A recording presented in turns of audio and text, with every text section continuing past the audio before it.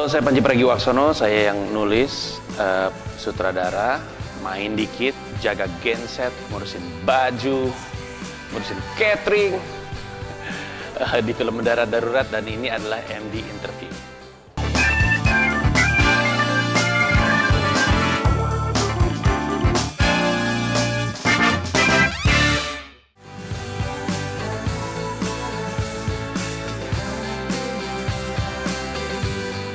Proyek film Mendarat Darurat itu bagi saya adalah kesempatan kedua untuk bisa bercerita, karena saya sebenarnya adalah storyteller.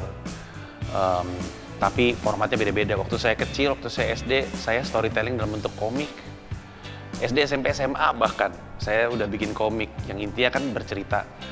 Terus ada storytelling yang saya lakukan dalam format stand up comedy, ada yang dalam buku, ada yang dalam lagu, dan film adalah format terbaik untuk storytelling, dan saya senang masih dapat kesempatan untuk berdongeng lewat film Mendarat Darurat.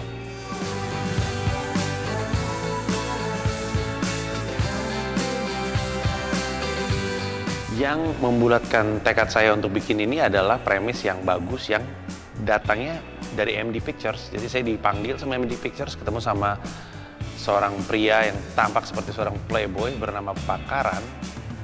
Terus dia nanya, kamu bisa nggak bikin naskah film, tapi bukan dari kamu idenya? Saya bilang, kayaknya sih nggak bisa ya.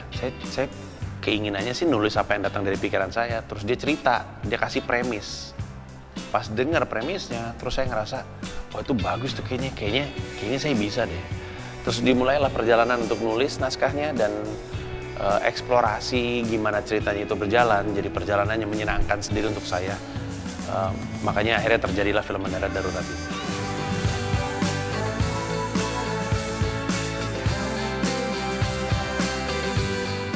Nggak ada sih kalau ngomongin soal idealisme yang saya jaga, nggak ada secara spesifik. Saya hanya punya bayangan filmnya pengen seperti apa, dan kenapa seperti itu warnanya, kenapa seperti itu gerak kameranya, kenapa seperti itu cahayanya. Saya cuma punya itu, dan itu yang dibela. Karena ketika saya diminta untuk bercerita, termasuk mengarahkan cerita seperti apa, saya ada gambaran pengennya seperti apa, dan itu semua yang akhirnya saya bela untuk tetap terjadi dengan bantuan diskusi sama berbagai macam pihak, yang megang art, yang megang kostum, yang megang lokasi, yang megang kamera, yang megang cahaya. Kolaborasi itu yang membantu saya memastikan apa yang saya inginkan kejadian dalam film.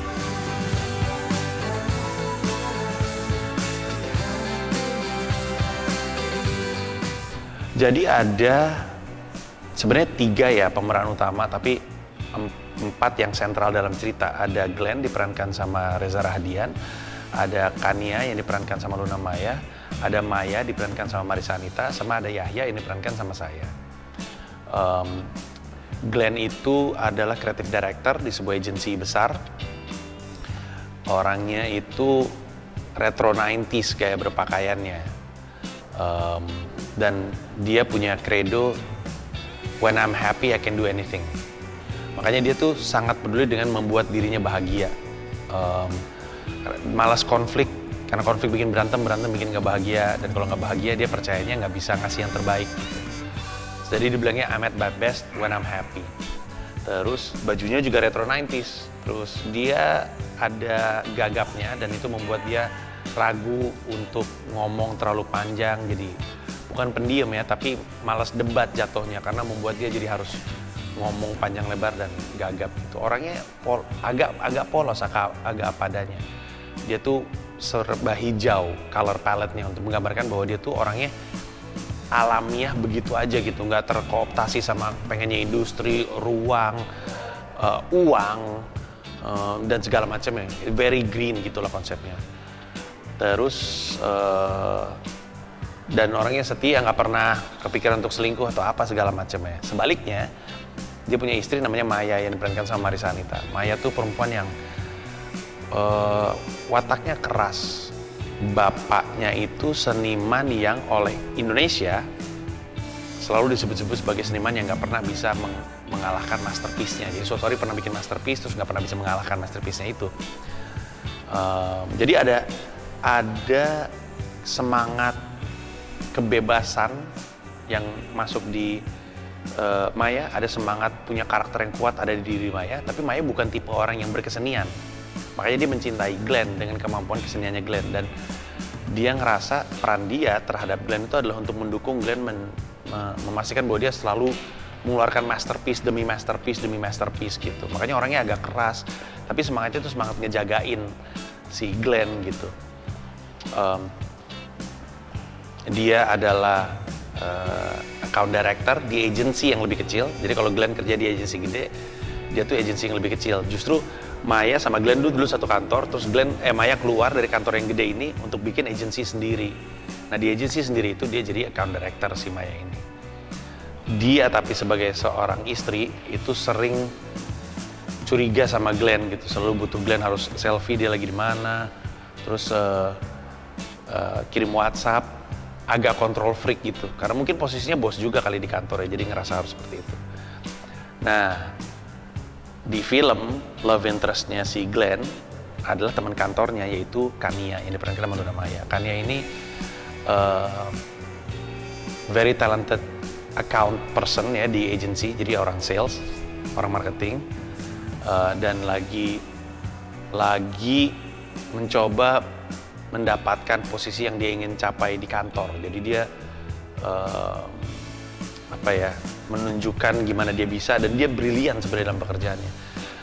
Tapi sebenarnya di dalam dirinya dia yang kelihatan cantik dan seksi dan segala macam, di dalamnya itu sebenarnya ada little princess gitu, ada tuan putri kecil yang punya cita-cita fairy tale story-nya kejadian. Nah dia tuh diam-diam untuk waktu yang cukup lama sebenarnya suka sama Glenn, tapi tahu Glenn punya pasangan, makanya dia nggak pernah terlalu pengen lebih lanjut, sampai akhirnya Glenn-nya yang tiba-tiba memulai sesuatu ke dia, dan dia bertanya-tanya kenapa ya ini orang kok kayak coba-coba ke gue gitu, apakah ada yang salah dengan pernikahannya, apakah is this my fairy tale story coming to life gitu, itu yang ada di kepalanya si Kania. Dan Kania hanya ingin jadi supporter Glenn juga, sama sebenarnya seperti Maya, tapi dengan cara yang berbeda, cara yang Glenn suka. Yahya adalah sahabatnya Glenn, associate creative director di bawahnya Glenn, lebih sering pasang badan untuk Glenn. Jadi kalau ada debat-debat biasanya selalu Yahya yang maju, dan Yahya ini anak yang senang main game, gamer gitu, game retro tepatnya. Makanya dia sama Glenn tuh dekat, karena Glenn tuh retro 90s, ini anak si Yahya ini senang main game, termasuk game-game yang retro gitu, kayak Nintendo, SNES, kayak gitu-gitu. Itulah 4 yang sentral di cerita Mendarat Darurat.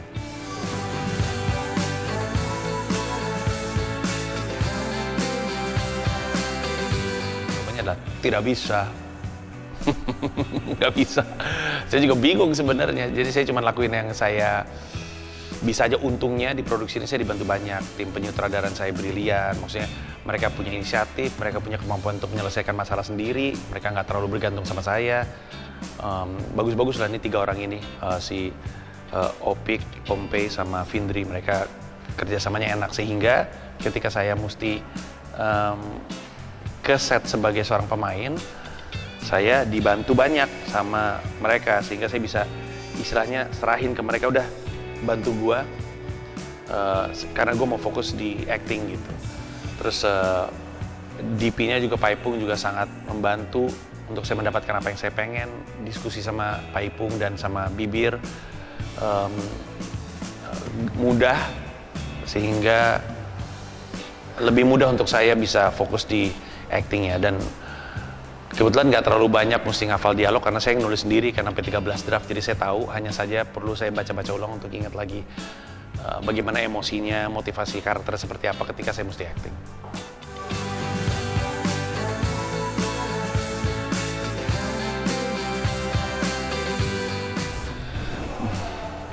Sebagai sutradara, adegan yang paling menantang adalah yang ada di rumahnya Yahya. Terutama sequence yang terakhir,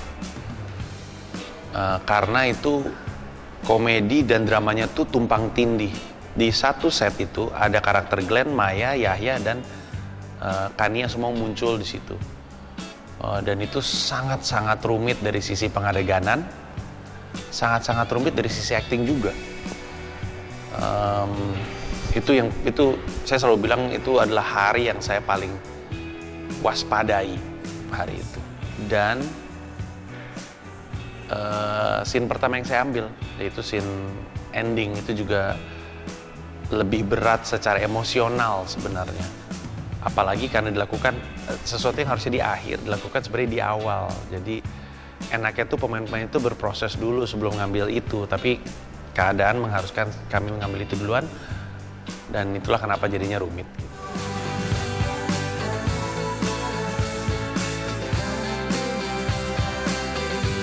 Gak ada, film ini gak ada pesan moral. Pokoknya setiap kali saya ke interview dan segala macam ditanya pesan moralnya apa, saya bilang nggak ada. Tidak semua harus punya pesan moral dong.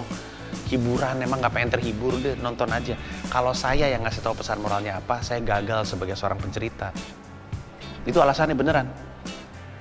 Pesan moral dari sebuah karya itu harusnya ditangkap langsung oleh yang menerima karyanya tanpa harus dijelasin sama yang punya karya. Kalau yang punya karya harus jelasin pesan moralnya apa, berarti karyanya tidak baik menceritakan pesan moral dari karya tersebut. Masuk akal?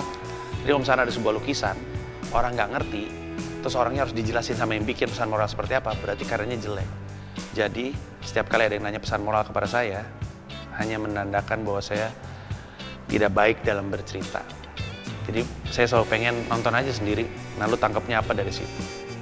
Termasuk kalau Pak Manoj nanya sama saya, Pak Anji, ini film pesan moralnya apa? Bapak tonton sendiri saja.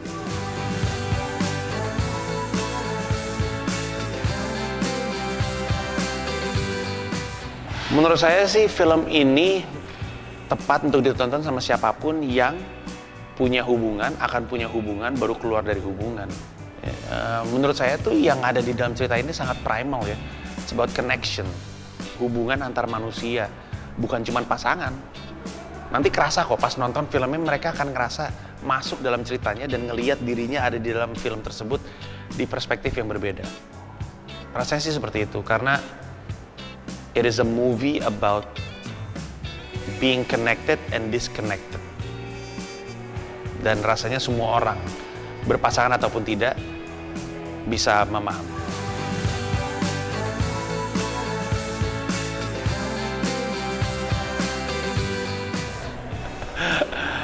Saya ditanya hidup berpasangan harus seperti apa tuh nggak bisa jawabnya. Karena kesana saya bener berpasangan. Jadi saya bingung juga kalau hidup berpasangan harus seperti apa ya. Saya malah percayanya nggak pernah ada satu cara mutlak untuk berpasangan. Karena setiap individu pasti beda-beda. Nah mungkin ini, hidup berpasangan itu harus dijalankan dengan pencarian yang tanpa henti. Harus nyari terus gitu. Bukan ngelihat, oh kayak gitu caranya, terus kita praktekkan di sini, nggak bisa kayak gitu rasanya. Justru yang menarik itu perjalanannya, pencariannya. Halo, saya Panji Pragiwaksono, saksikan Mendarat Darurat untuk menghibur Anda. Gelunduk kayak satpam aja, dikit-dikit laporan. Kamu selingkuh dan tidak selingkuh itu sama saja. Sama-sama dikira selingkuh. Lebih baik kamu selingkuh, setidaknya masih ada enaknya.